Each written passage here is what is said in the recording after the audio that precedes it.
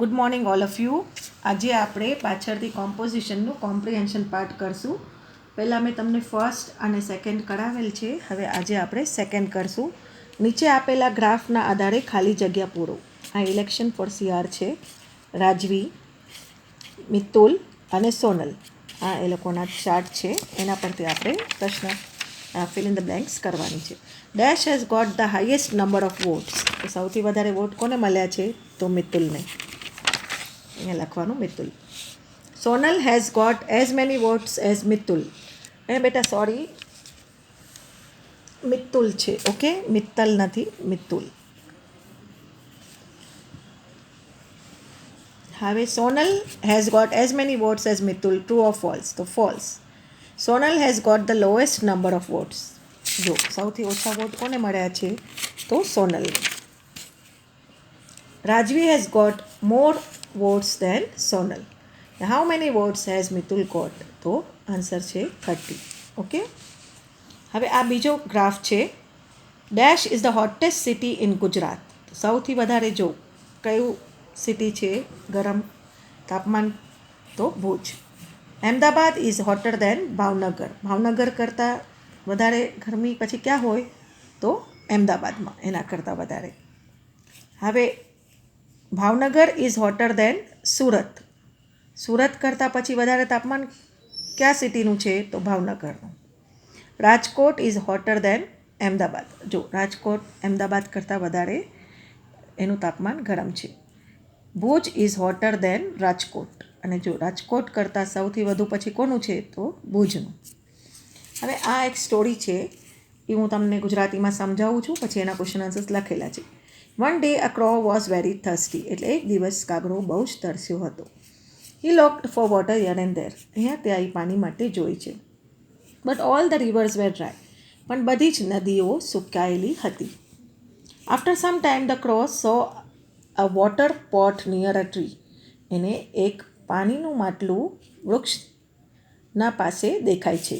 He flew quickly there. તે ઝડપથી ઉડીને ત્યાં જાય છે. He looked into the pot and saw some water in it. એ પોટમાં જોઈ છે, પણ ત્યાં થોડુંક જ પાણી પોટમાં હોય છે. But the water was far down in the pot. બહુ જ નીચું પાણી હોય છે. And he could not reach. ત્યાં પહોંચી નથી શકતો. The crow was clever. કાગડો બહુ જ ચતુર હતો. He saw some pebbles lying near a tree. Pebbles એટલે નાના નાના પથ્થર. એને જોયા કે વૃક્ષના પાસે પડ્યા હતા. He picked up some pebbles one by one and drop them into the pot. એક પછી એક એ પેબલ્સ ઉપાડે છે અને પાણીમાં નાખે છે. ધ વોટર કેમ up to the top. He drank a lot of it and flew અવે હેપીલી. પાણી પીવે છે અને ઉડી જાય છે. હવે જો હુ વોઝ થર્સ્ટી? તો a crow was very thirsty. Why did the crow not find water? The crow could not find water because all the rivers were dry.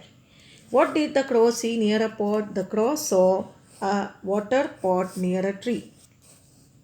Why could the crow not reach the water? The crow could not reach the water because the water was far down in the pot. What did the crow do with the pebbles? The crow picked up some pebbles one by one and dropped them into the pot. હવે આ ધોબીવાળી એક વાર્તા છે. એના answers જો બેટા મેં અહીંયા ટિક કર્યા છે. ફર્સ્ટનો આન્સર આ આવશે, સેકન્ડનો આ, થર્ડનો, ફોર્થનો અને ફિફ્થનો. હવે હું ખાલી તમને આ પેરેગ્રાફ સમજાવું છું, પછી ક્વેશ્ચન આન્સર્સ તમને લખવાના રહેશે જોઈને અહીંયાથી. આ ધોબી હેડ અ ડોંકી. એક ધોબીનો ગધેરો હતો. To feed his donkey the dhobi draw him into the fields rice fields near by. એના ગધેરાનું પેટ ભરવા માટે ધોબી શું કરતો? એને બાજુના ચોખાના ફિલ્ડ્સમાં એટલે ખેતરમાં મૂકી દેતો. When the farmers saw the donkey, they drove him out of their fields. જ્યારે પણ ખેડૂતો પછી એને જોઈ જતા તો એને ખેતરમાંથી બારે કાઢી નાખતા. The poor donkey had no food to eat. અને એને કાંઈ ખાવા મળતું નહીં. One day the dhobi put a tiger skin on the donkey and drove him into the field. એક દિવસ એ શું કરે છે? વાઘની ચામડી એના ઉપર લગાડી દે છે અને એને એ લોકોના ખેતરમાં મૂકી દે છે. The farmers thought that it was a real tiger. ખેડૂતોને એમ લાગે છે કે આ સાચો વાઘ છે. સો દે રેન અવે ફ્રોમ ધેર ફિલ્ડ્સ. તેથી તેઓ ફિલ્ડ્સમાંથી દોરી જાય છે. The donkey enjoyed eating in the fields the whole day. આખો દિવસ ગધેરો ફિલ્ડમાં ખાઈ પીને મજા કરે છે. While coming back from the field, જ્યારે પાછો વળે છે, he was so happy that he began to bray loudly. ગધેરાના અવાજને બ્રે કહેવાય. હી હો એમ અવાજ કરે છે. When the farmers heard this they became angry. જ્યારે ખેડૂતો આ સાંભળે છે તેઓ ગુસ્સે થાય છે.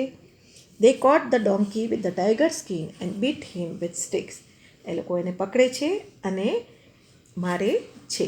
ઓકે, એના ક્વેશ્ચન આન્સર્સ અહીંયા આપેલા છે, એ તમને લખવાના છે. હવે ચોથો પેરેગ્રાફ સમજાવું છું. એમાં છે we are all young citizens of India. આપણે બધા જવાન નાગરિકો છે ભારતના. We are the future of our country. આપણે દેશના ભવિષ્ય છે. We in India can vote from the age of 18. આપણે 18 વર્ષની ઉંમરથી વોટ કરી શકીએ છીએ. We must learn to become a good citizen. આપણે એક સારા નાગરિક બનવાનું શીખવું જોઈએ. The duty of young citizens is to love and care and respect their family members. Young સિટીઝન્સની શું ફરજ બને છે કે એ લોકોને પ્રેમ કરવું, દેખભાળ રાખવી અને આદર કરવો પોતાના પરિવારના સભ્યોનો, મિત્રોનો અને શિક્ષકોનો.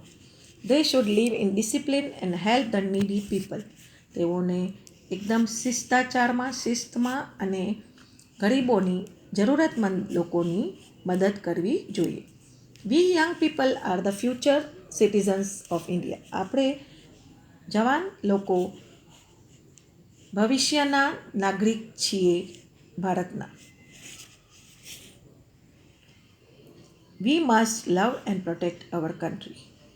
આપણે ભવિષ્ય બનાવશું ભારતનું અને તેથી જ આપણે આપણા દેશને પ્રેમ કરવો જોઈએ અને એની સુરક્ષા કરવી જોઈએ. જો પહેલો આન્સર મેં અહીંયા ટીક કર્યો છે એટલે અહીંયા એ કેપિટલ લખવાનું અને વી કટ કરી નાખવાનું અને અહીંયા સુધી લખવાનું. થર્ડ આન્સર પણ અહીંયાથી અહીંયા સુધી લખવાનું છે અને બાકીના ફિલ ઇન ધ બ્લેન્ક્સ જે છે એ મેં લખી આપ્યા છે, એનામાંથી લખજો. ઓકે, હવે આ છે પછી પેરેગ્રાફ છે. About 200 years ago there was a king in Bengal. 200 વર્ષ પહેલાં એક રાજા હતો બેંગાલમાં. હિઝ નેમ વોઝ રાજા કૃષ્ણચંદ્ર. એનું નામ રાજા કૃષ્ણચંદ્ર હતું. There was a gesture in his court. Gesture એટલે કે જોકર, જે હસાવે, જોક સંભળાવે એને જેસ્ટર કહેવાય. His name was Gopal Bhand. People said Gopal is a fool. લોકો એને મૂર્ખ કહેતા હતા. But actually he was wise and witty. પણ ખરેખરમાં એ બહુ ચતુર અને મગજવાળો હતો. બરાબર ચતુરાઈથી કામ કરતો હતો. He played tricks. તે રમતો રમતો હતો. He cut jokes. The king listen to his jokes and laugh. રાજા એના જોક્સ સાંભળતા અને હસતા. Once Gopal met the king in the morning. એક દિવસ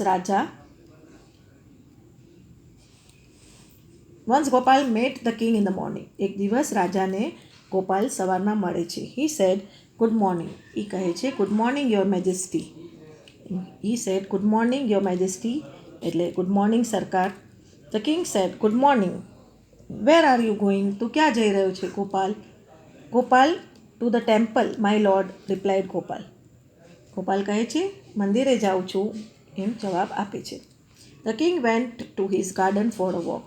રાજા પોતાના ગાર્ડનમાં ચાલવા માટે જાય છે. There was a stone on the ground.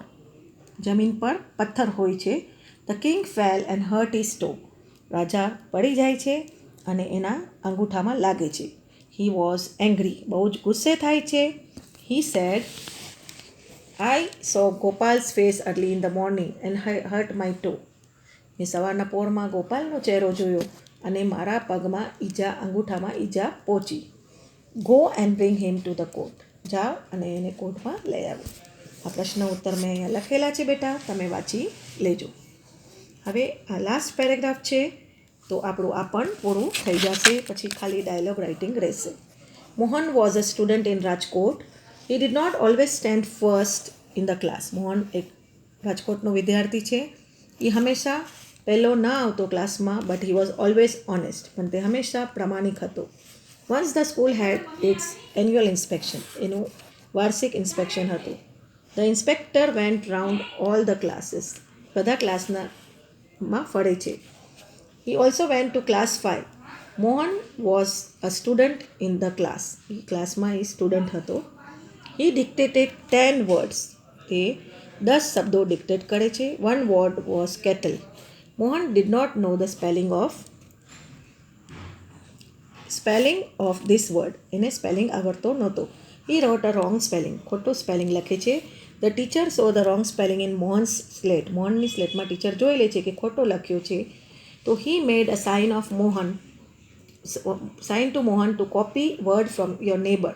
એ ઇશારો કરે છે શિક્ષક કે પોતાના પાડોશીમાંથી તું સાચો સ્પેલિંગ લખી નાખ. Did Mohan understand the sign? Yes, he did. સમજી જાય છે ઇશારો? હા, સમજી જાય છે. Did he copy the word? No, he didn't. શું એ વર્ડ કોપી કરે છે? ના, તે કોપી નથી કરતો. અને આના પણ મેં આન્સર્સ અહીંયા લખ્યા છે, તમે લખી નાખજો. Okay, bye students.